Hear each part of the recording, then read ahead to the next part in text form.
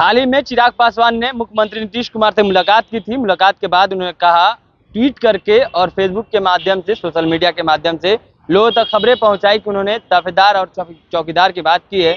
इसलिए बात की है क्योंकि उनकी बहालियां किसी किसी जिलों में होती है लेकिन पूर्ण रूप से नहीं हो पा रही है। इसलिए हम मुख्यमंत्री जी से आग्रह करते हैं कि बहाली को आगे बढ़ा जाए। लेकिन इस बीच कितनी सच्चाई है, हमारे साथ राजकुमार पासवान है, क्योंकि जो भी वो खुद को पासवान के नेता कहते हैं, इनसे जुड़ेंगे, इनसे बात करेंगे, जानेंगे कि क्या कहना चाहते हैं, क्या सच्चाई है इसको। देखिए, हमारे मंत्री भाई चिराग पासवान अगर गए बिहार के सम्माननीय मुख्यमंत्री नीतीश कुमार जी से मिलने, तो वो वीडियो जारी करें कि क्या बात हुई।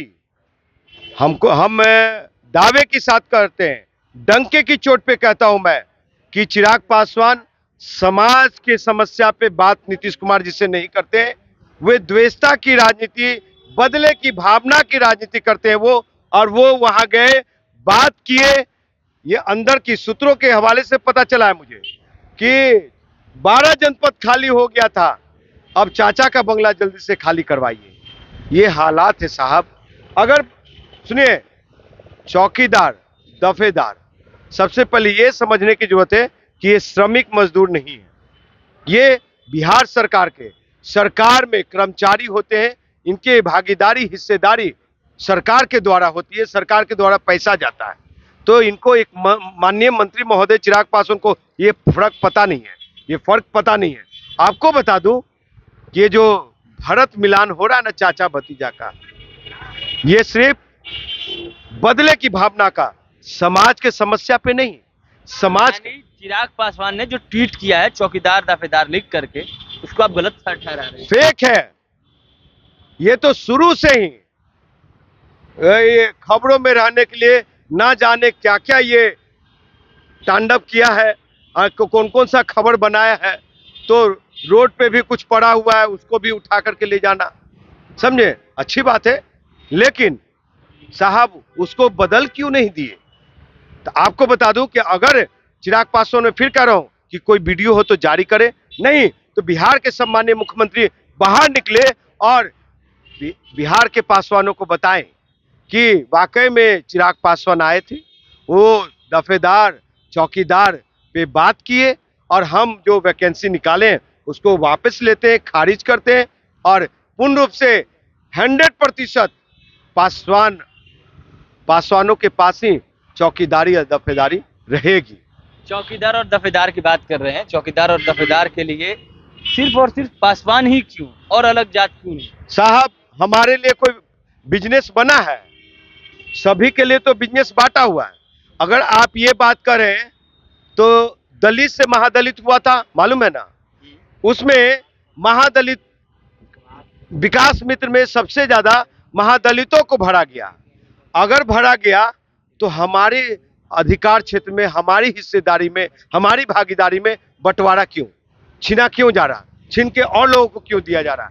तो चौकीदार और दफेदार पे सिर्फ हक और हक सिर्फ पासवानों का, ये आप कहना चाहते हैं? अरे भैया, लठाई थाम रहे हैं।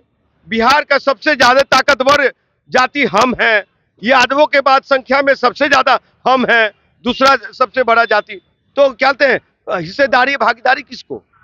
आपके पास, आप चौकीदार भी बन जाइएगा ना, तो आपके पास आएगा तो आप टिक पाइएगा मैदान में। हम पासवान लोग फौलादी ताकत लाठी लेके करके और टिक जाते हैं। नया नोटिफिकेशन जारी हुआ है उसमें तो साफ साफ फॉर्म भरना है आपको, जो पढ़े लिखे होंगे वही ना फॉर्म भरेंगे। चौकीदारियों में फॉर्म भरिएगा, यानी कि आप उन लोग को, सामंतवादियों के बेटा को अगर नौकरी दे रहे हैं तो मेहतर में भी दीजिए। माथा पे मैला उठाएगा, गटर में जाके गंदगी साफ करेगा, और करेगा तो नौकरी दीजिए। वो भी जिसको हो गया है ना नौकरी नगर निगम में, तो भाड़े पे बुला के, खुद गटर में नहीं घुसते हैं, भाड़े पे बुला करके और सफाई करके तनख्वाह लेके घर चले जाते हैं वो। तो राजकुमार पासवान जी, जो कहावत है, क्या राजा का बेटा ही राजा बनेगा?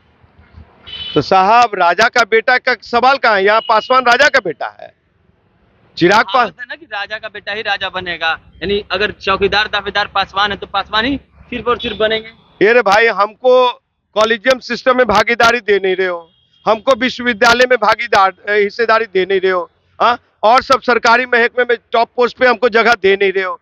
तो क्या कहते हैं, जो चौकीदारी और दफेदारी है, लठाइत वाला काम है, वो भी तुम हमसे छीन रहे हो। तो बिहार के सम्मानीय मुख्यमंत्री वो द्वेषता की पराकाष्ठा पार कर चुके हैं।